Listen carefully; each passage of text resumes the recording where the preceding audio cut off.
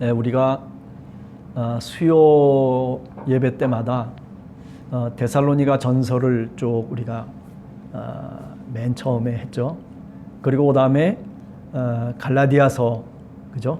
1장 1절에서부터 그 인사말이 있는 그 3절까지인가요? 그렇게 우리가 이제 또 생각을 해봤고, 또 지난 수요일 날은 고린도전서 1장, 그죠? 1절에서부터 3절까지를 생각을 해봤습니다.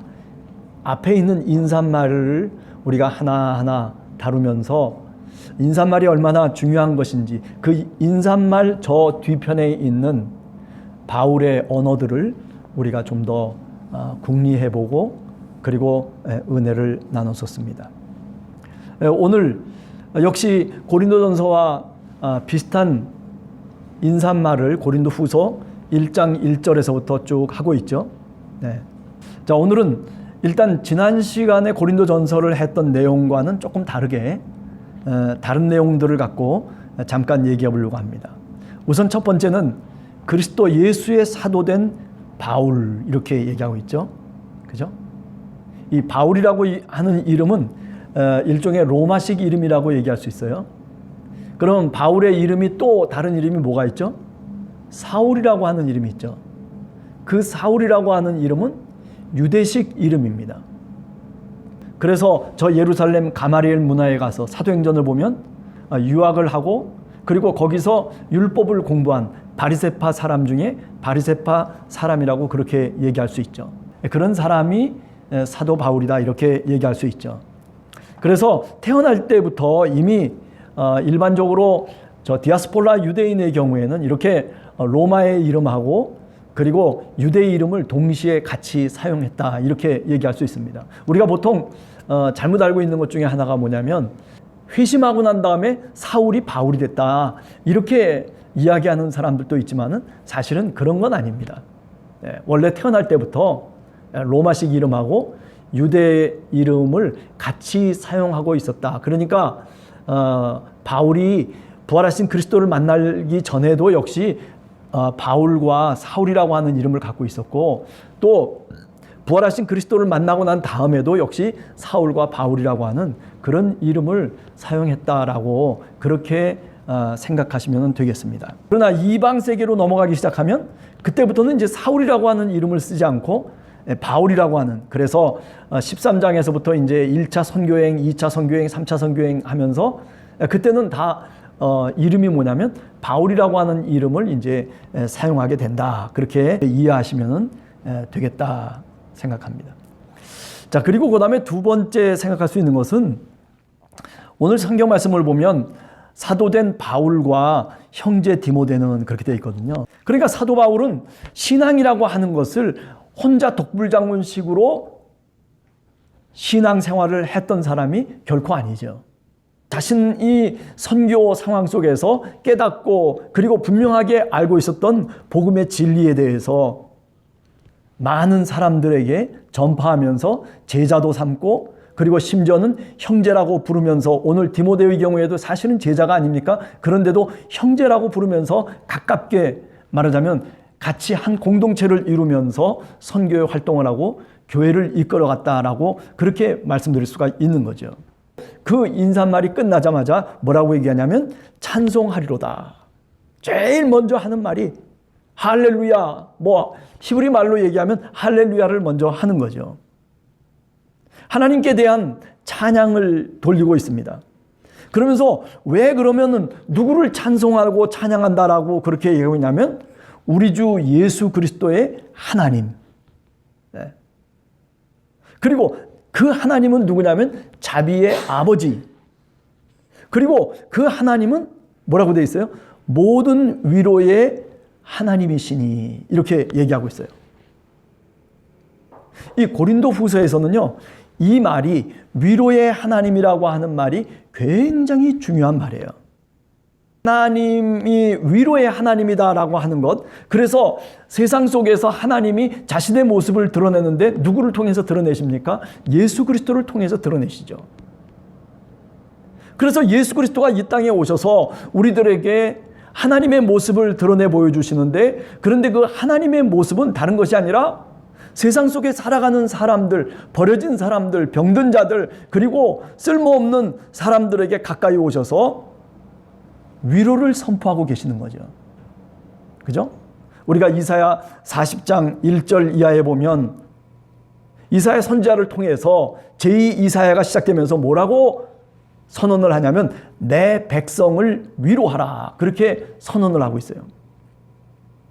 사실 또 바꾸어서 생각을 해보면 우리가 요한복음 14장이라든지 또는 15장, 16장을 통해서 보면 성령을 누구라고 얘기를 합니까? 성령을 보혜사 성령이라고 얘기하죠. 보혜사. 헬라말로는 파라클레토스라고 하는 말입니다. 그 파라클레토스는 무슨 고발자라고 하는 뜻도 있지만은 그러나 카운슬러 또는 위로자라고 하는 그런 뜻이에요. 그러니까 예수 그리스도가 하나님의 그 위로를 갖고 이 땅에 오셔서 그래서 버려진 백성들 그리고 고통 속에 살아가는 사람들에게 하나님의 위로를 전하는 거죠. 그게 바로 성령이 함께하고 있는 예수 그리스도의 참모습이라고 얘기할 수 있죠. 그게 바로 하나님의 모습이기도 한 것입니다. 물론 예수 그리스도가 이 땅에 오신 목적이 뭡니까? 라고 하는 것에 대한 답변이 여러 가지가 있을 수 있죠. 우리가 마가복음 10장 45절 같은 데 보면 예수 그리스도가 이 땅에 오신 것은 많은 사람들의 죄를 용서하기 위해서 대속물로 이 땅에 오셨다는 거죠. 오히려 섬기기 위해서 이 땅에 오셨다. 뭐 그렇게도 얘기를 할 수도 있겠죠. 그러나 분명한 것은 뭐냐면 그 모든 것을 통해서 이 땅에 살아가고 있는 그리고 고통 속에 탄식하고 있는 그 많은 수많은 백성들에게 위로로 오셨다는 거예요. 따라서 하나님 나라를 선포하고 그 하나님 나라 속에 주님을 따랐던 많은 사람들은 주님을 통해서 뭐를 느꼈을까요? 야, 다윗의 나라가 이루어질 거야. 아, 그렇구나. 용기 백배 해가지고 이제 로마와 대항해서 싸우면 우리가 이길 것이다. 뭐 이런 생각도 할 수 있겠지만은 그러나 예수님을 따랐던 많은 제자들과 그리고 수많은 무리들은 그 주님의 말씀을 통해서 사실은 뭘 느끼고 뭐를 얻게 되냐면 바로 위로를 느끼고 그리고 위로를 받게 되는 거예요. 우리가 마태복음 5장 3절 이하에 나오는 그죠? 팔복 설교를 우리가 가만히 들어보면 그게 바로 위로의 메시지 아니겠습니까? 예수님을 따라다녔던 제자들도 어떤 사람들입니까? 다 사실은 어부들이에요. 예수님 자신도 목수의 아들이라고 그러잖아요. 또 예수님을 따라다녔던 많은 무리들 보면 병자들 그러죠. 나병 환자들 무슨 뭐 귀신 들린 자들 그런가 하면 또 중풍병자들 뭐 수많은 사람들이 사실은 주님을 따라다니면서 그 병자들이 고침을 받죠. 그 고침을 받으면서 구원을 얻고 그 속에서 위로를 얻게 되는 거예요. 말하자면 버림받았던 사람이 다시 사회의 일원이 되기도 하고 그리고 그 사회의 일원이 되면서 그러면서 가정을 되찾고 그리고 형제를 되찾고 그리고 하나님의 백성이 되는 거죠. 세리와 창기도 마찬가지예요. 우리가 잘 아는 그죠? 누가복음 19장에 나오는 세리장 삭개오의 얘기도 그것 아니겠습니까? 다 버림받은 사람이라고 취급하고 그리고 아무도 그저 그를 눈여겨보는 사람들도 없어요. 그래서 저 뽕나무 위에 올라가서 밖에는 주님을 바라볼 수 없었던 그런 삭개오였음에도 불구하고 주님이 삭개오를 부르다. 삭개오야 내려오너라. 내가 오늘 내 집에 거하겠다. 그렇게 말씀을 하시는 그것이 바로 뭐냐면 삭개오에게는 뭐예요? 위로의 메시지인 거죠. 나를 불러주셨다는 건 내 이름을 불렀다는 거예요. 이처럼 이 많은 주님을 따르는 사람들은 하나님 나라의 주인공이 되고 그리고 꼴찌가 첫찌가 되기도 하고 죽음을 넘어서는 그 구원의 메시지를 예수님을 따라다녔던 사람들이 비로소 깨닫게 되고 그 속에서 뭐를 얻어요? 바로 위로를 얻는 겁니다. 오늘 우리가 신앙생활하면서도 어떻게 위로를 우리가 받을 수가 있습니까? 그냥 믿기만 하면 된다라고 그렇게 얘기할 수 있는 게 아니잖아요. 그죠? 십자가만 지고 가기만 하면 그럼 위로를 하나님께서 주실 것이다라고 그렇게 얘기할 수 있는 것만도 아니잖아요. 예수 그리스도의 삶을 통해서 보면 바로 십자가를 짊어지고 저 골고다 위에서 물과 피를 아낌없이 쏟으신 다음에 그걸로 끝났다라면 우리에게 그것이 어떤 위로가 될 수가 있겠어요. 그런데 3일 만에 다시 부활하셨다는 거죠. 주님을 따라가면서 뭐를 느꼈냐면 바로 자유를 느끼고 그리고 평등을 느꼈던 거예요. 그 당시 자유가 있었습니까? 아니에요. 노예살이, 종살이, 또 그리고 탄식하고 그리고 슬퍼 울고 있는 그 많은 사람들, 주님을 따라냈던 많은 사람들은 자유를 박탈당하고 평등한 사회가 아니라 오히려 불평등한 그런 사회 구조 속에서 탄식하고 있었던 사람들 아닙니까? 그런데 부활이라고 하는 것을 통해서 십자가로만이 아니라 십자가를 넘어서서 부활이라고 하는 그 소망의 세계를 누가 우리들에게 계시를 해줬어요? 바로 예수 그리스도가 우리들에게 계시를 해준 것입니다. 그래서 누구나 할 것 없이 예수 그리스도를 믿고 그리고 신앙의 공동체를 만들어내고 그리고 교회가 형성되고 그리스도의 몸된 지체가 되면 누구나 할 것 없이 다 형제가 되고 자매가 되는 거죠. 주님이 이 땅에 오셔서 그죠? 살아갔던 삶은 모든 위로의 하나님 그 아버지로부터 예수 그리스도께서 그 모든 사명을 받고 이 땅에 오셔서 그래서 아버지의 일을 똑같이 행하신 것이죠. 그래서 세상 속에 이 땅에서 살아가고 있는 수많은 백성들에게 위로를 하나님의 나라를 선포하고 그리고 느끼도록 해주었다라고 하는 것이죠. 자, 그렇기 때문에 고린도 후서에서는 가장 중요한 것이 뭐냐면 바로 이 위로라고 하는 단어예요. 여러분들이 다른 건 기억 안 해도 좋은데 이 고린도 후서에서만큼은 이 위로라고 하는 말이 얼마나 중요한 말인가라고 하는 것을 여러분들이 한 번 더 깊이 기억해 주셨으면 고맙겠다. 그렇게 생각을 합니다. 네. 또 8절에 보면 형제들아 우리가 아시아에서 당한 환난을 너희가 모르기를 원치 않으니 힘에 겹도록 심한 고난을 당하여 살 소망이 끊어졌음에도 불구하고 9절에 보면 어떻게 했어요?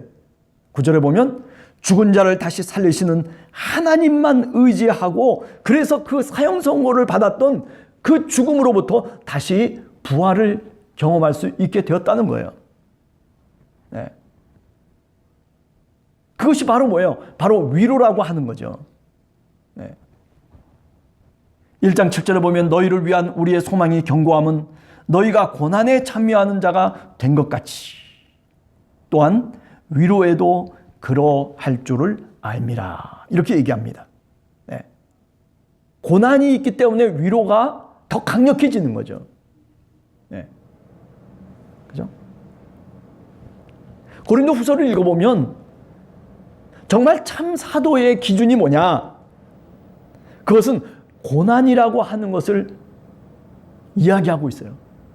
사도 바울이 내가 고난에 참여했다는 거죠. 내가 바보처럼 너희들한테 얘기하는데 나는 40의 하나를 감하는 그 태장을 몇 번이나 맞았다고요? 5번이나 맞고 죽음의 고비를 넘어가고 그렇게 소위 바보 설교라고 하는 그 설교를 고린도 교회 교인들에게 하고 있어요. 고린도 후서에서.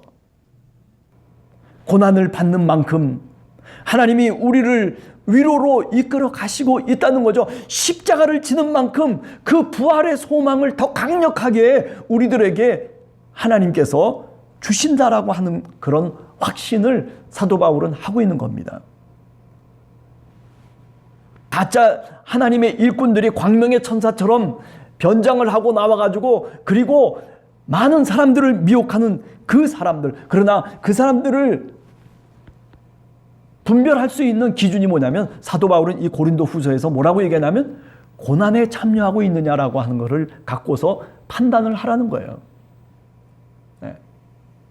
그래요. 정말 고난이라고 하는 것이 사실은 우리에게 큰 위로를 하나님이 우리에게 은혜로 주시는 계기가 되고 통로가 된다는 거죠.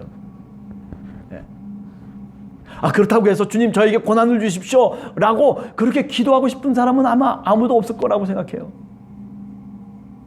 그죠?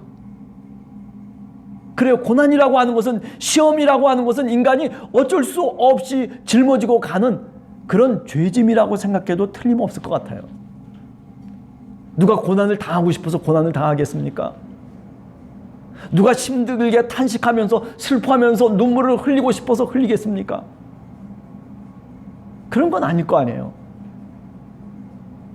그러나 그 속에서도 오늘 고린도 후서를 통해서 사도 바울은 뭘 얘기하고 있냐면 그 속에서도 하나님의 은혜를 찾으라는 거예요. 그 속에서도 하나님을 바라보고 그 어두움 속에서도 빛으로 이 땅에 오신 예수 그리스도를 바라보라는 거예요. 그게 우리의 소망이고 그게 우리의 위로라고 이야기하고 있는 겁니다.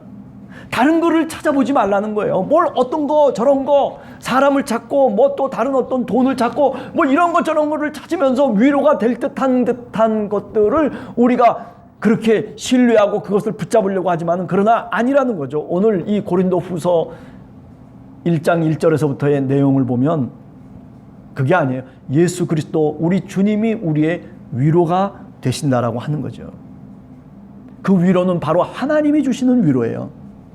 자비의 아버지께서 주시는 위로. 그죠? 왜? 모든 위로의 하나님이 바로 우리가 믿는, 우리가 부르는 하나님 아버지시기 때문에 그렇습니다.